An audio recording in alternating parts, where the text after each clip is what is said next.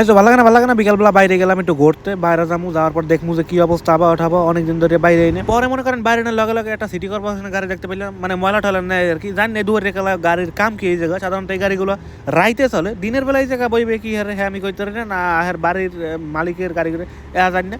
তা যাই হোক, এই বাড়ির চিপা চাপা অলিগলি দিয়ে এই বাড়ি কিন্তু আমাকে টামাকে কিছু না, এই বাড়ির ডিজাইনগুলো আর কি দেখাইতেছি। ইতালি বাড়ির ডিজাইনগুলো আবার ভালো লাগে, ছোটো ছোটো বাড়ি, ছোট্ট ছোট্ট গেট, এর উপরে মনে করেন লাভ দিলে অফিসে যাওয়া যায়, কিন্তু তারপরও গেট দিয়ে একটু বাউন্ডারি দিয়ে রাখছে।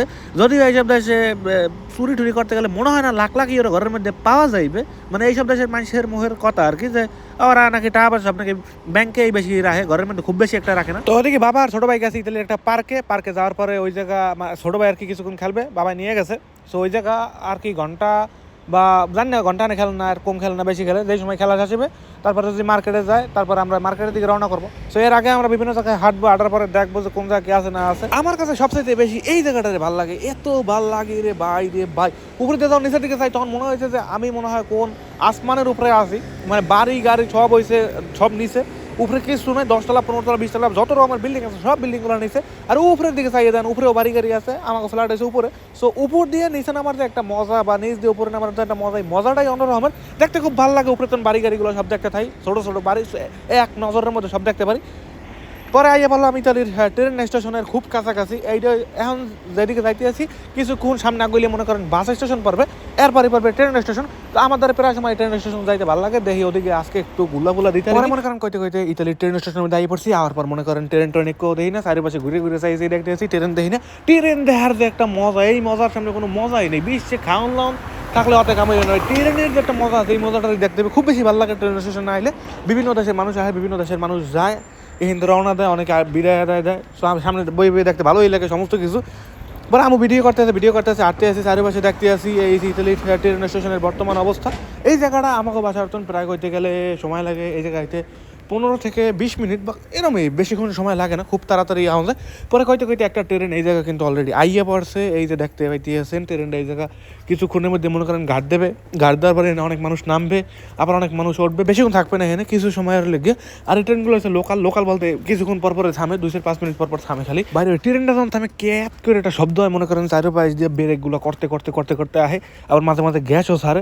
যেহেতু এই দেশের ট্রেনে কোনো নাই, তেল নাই, মানে তেলে চলে না, এই লিগে নিরিবিলি চলে আর কি, কিন্তু কারেন্টে চলে। তারপর শব্দ আছে কিন্তু যথাযথ একটা, যখন ব্রেক করে তখন আর কি ভালো একটা শব্দ হয়, যখন ক্যাশ করে রোডে স্টিলের লাগে বাড়ি যখন খায়। তো যাই হোক, এই যে মানুষজন নামতে আছে, অনেকে সাইকেল লইয়ে উঠতে আছে, অনেকে শাক সবজি হইতে শুরু করে সমস্ত কিছু লইয়ে উঠতে আছে। আর আমি চাইছি দেখতে আসি। আর ট্রেনটা বেশিক্ষণ থাকবে না, এখনই ছেড়ে দেবে, বেশিক্ষণ থাকবে না।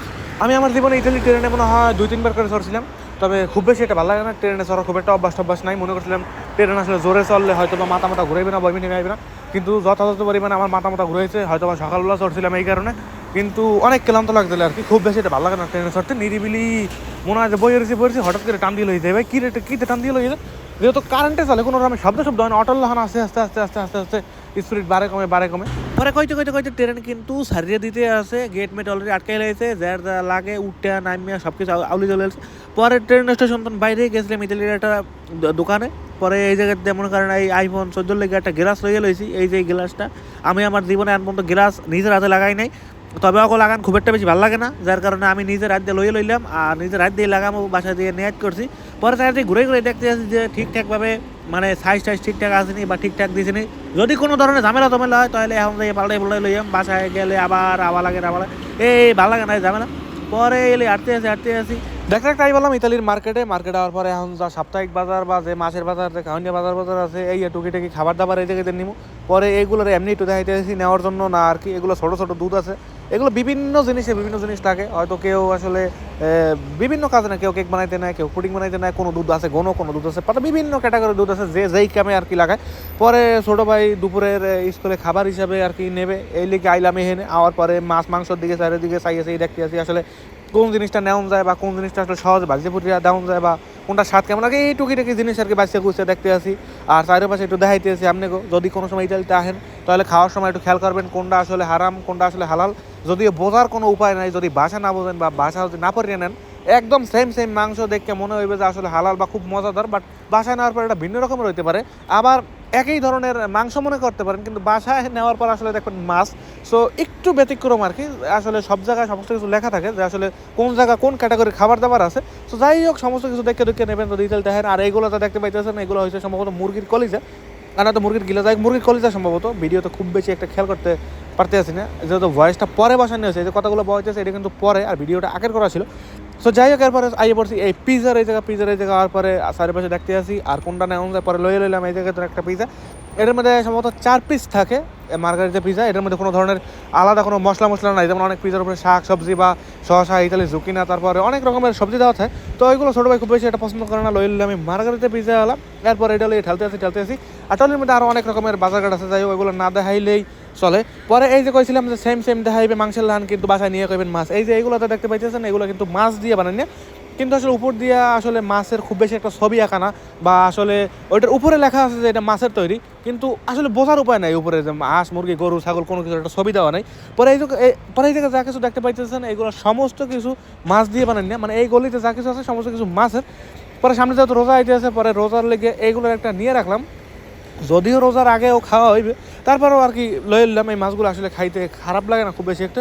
তো যাই হোক, এগুলোর প্রাইস নিচ্ছে সম্ভবত 5 ইউরো, যা আমাদের দেশে মনে হয় 700 থেকে 750। এটার ভিতরে এগুলোকে আমাদের সম্ভবত ফিশ ফিঙ্গার বলে। সো এটার মধ্যে 30 পিস থাকে, খুব বেশি একটা বড় না।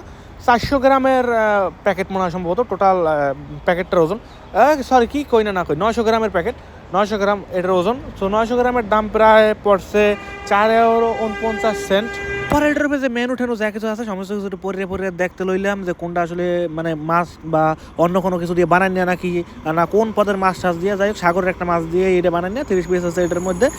তো এইগুলো খাইতে খুব ভালো লাগে, তেলের মধ্যে মনে করেন কতক্ষণ ভাজবেন, ভাজার পর উপরে মুড়মুড়ি হয়ে যাবে, মানে উপরের যে শরীরটা গেলে শক্ত হয়ে যাবে, কটকট করবে, তারপরে মনে করেন খাওয়ার যোগ্য হয়ে গেছে। পরে ওইগুলো খাইতে তো একটা সস লাগবে। পরে এই জায়গায় মনে করেন এই সসগুলো লইলাম, যদিও আমি আগে পরে এই সসটা পর্যন্ত খাই নাই, পেস্টের লাহান প্যাকেট। তাই বাসা নেওয়ার পর পছন্দ দেবে যে আসলে ক্যাচাপ মিষ্টি না, আবার সুয়া লাগে এক পদের এই পাঁচটা রাঁধুনি হেরম। তাই বাসায় যাওয়ার পরে সব পছন্দ দেবে। তো এরকম করতে করতে ছোটো ভাই আর বাবা গাড়ি নিয়ে গেছে, তো গাড়িতে 2 সিট, বেশি মানুষ বম যাইবে না। পরে আমি আর আম্মু হাঁটতে বাসা দিকে যাইতে আছি। বাসায় যাইতে আমাদের প্রায় 10-15-20 মিনিটের মতো সময় লাগবে, খুব বেশি দূরে না। আমরা যেই পয়েন্টে আছি চারো পাশে মার্কেট, চারো পাশে সাগর সমুদ্র, ঘুরুন টুরিস্ট পয়েন্ট সমস্ত কিছু। সো আমরা এখন আইতে প্রায় বাসার কাছে আইয়ে পড়ছি।